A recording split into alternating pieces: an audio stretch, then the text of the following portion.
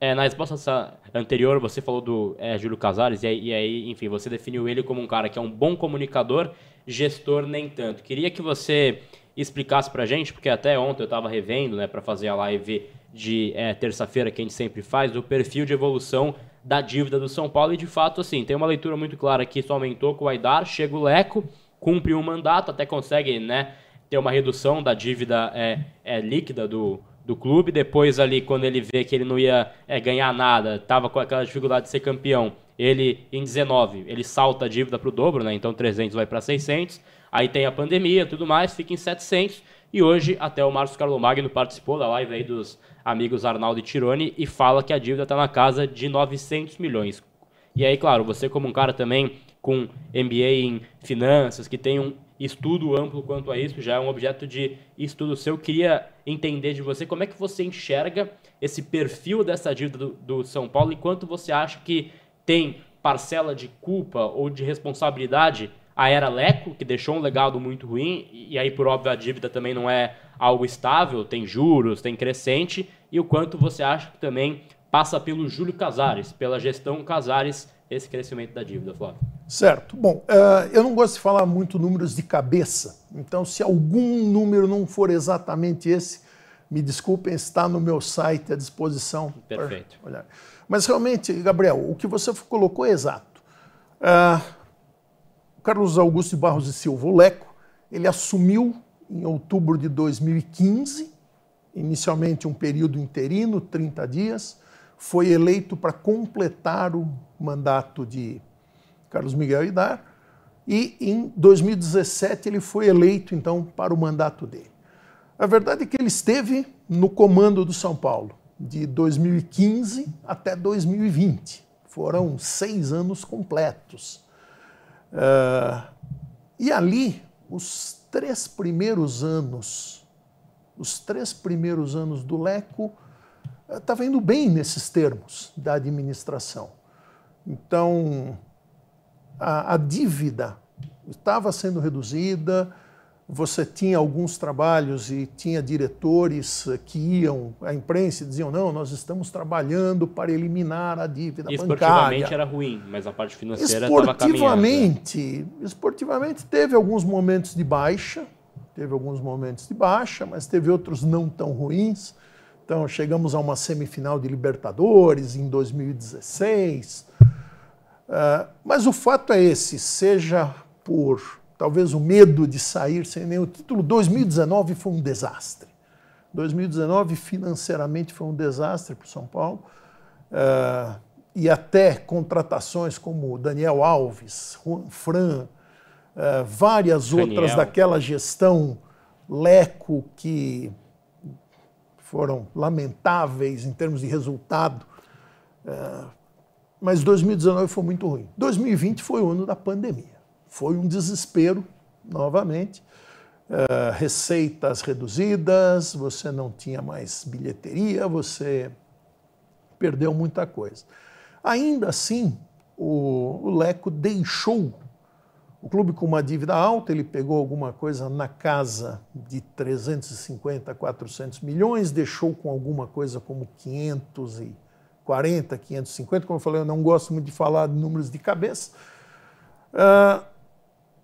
Júlio Casares, nos 3 primeiros anos, no seu primeiro mandato, ele e sua diretoria, eles trabalharam muito bem na parte de receitas, conseguiram elevar as receitas, isso eu não tenho nenhum problema em elogiar, em falar que o trabalho foi bem feito, é algo que eu falo dentro do conselho, é algo que eu escrevo nos meus artigos.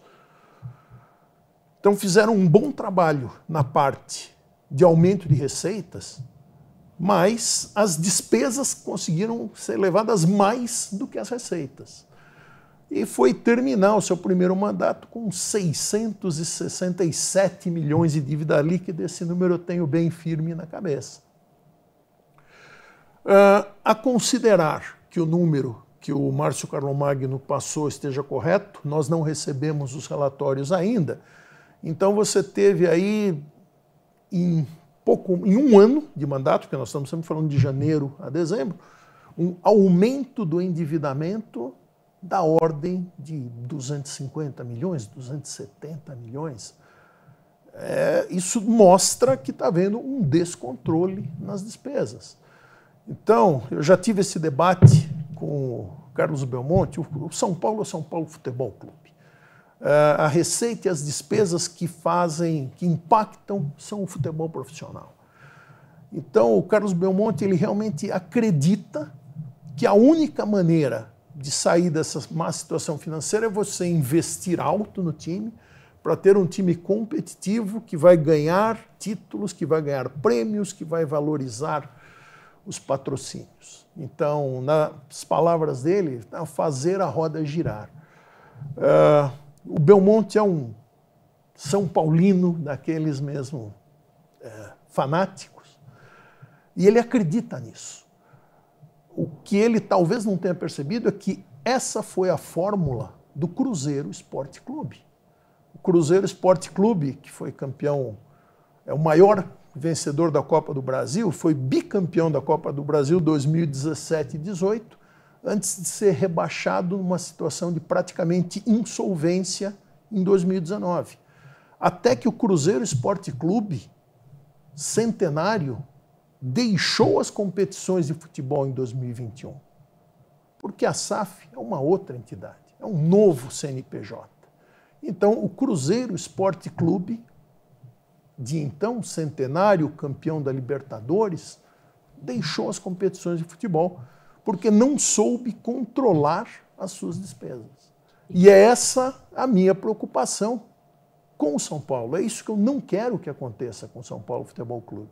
E é daí a minha briga e os meus pronunciamentos, os meus artigos, o que eu defendo. E que num recorte dessa história, se você pegar a temporada, aí me corrija se eu estiver errado, mas a temporada de 2024, ela prova que esse modelo ele é falido, porque o São Paulo ganha um título da Copa do Brasil, que é o torneio mais rentável do futebol brasileiro. Sim. Ganha cerca de 90 milhões de reais ou algo assim, mais bilheterias, mais cotas de TV, mais outros contratos de publicidade, e o São Paulo ainda fecha em déficit.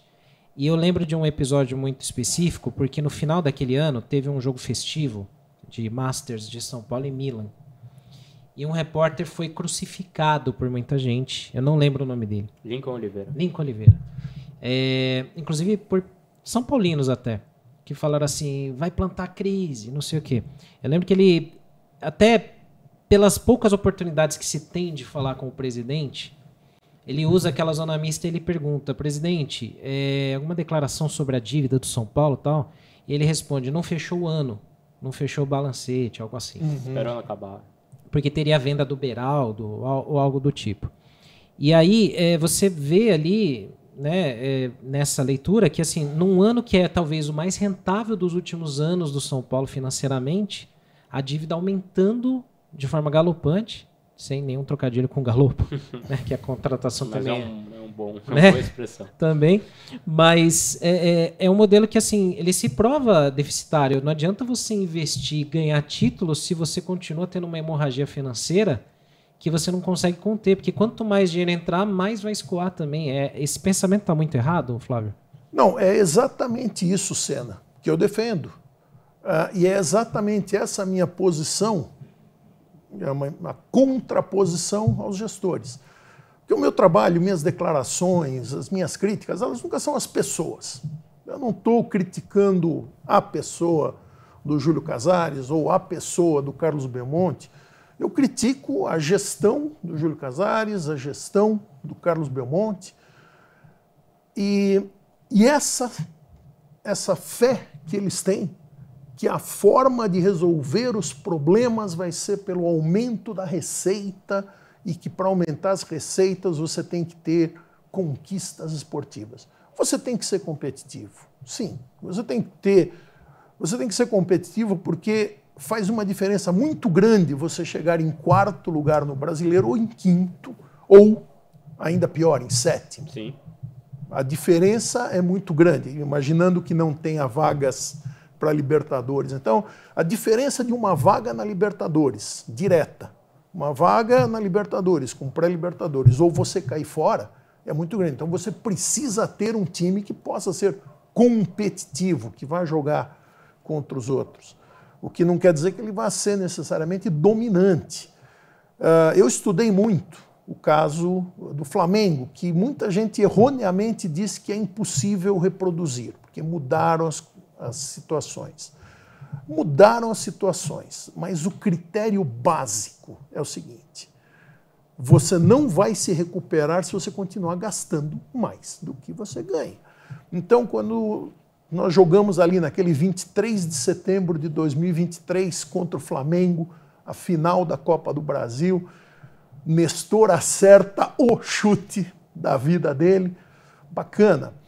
O vice-campeão ficava com 30 milhões, se não me engano, de prêmio, e o campeão levava 70. Então, aquela bola do Nestor valeu 40 milhões. Mas o prêmio, quase em sua totalidade, acabou voltando para os próprios jogadores, seja como premiação extra ou pelas próprias contratações, contratação necessária do Lucas Moura, que foi essencial, ou a contratação desastrada de Rames Rodrigues, que poderia ter sido previsto que não jogaria futebol no São Paulo como não jogava desde 2019. Então, basicamente, essas despesas necessárias para a gente ganhar aquele título, o que nós recebemos de receita adicional não pagou.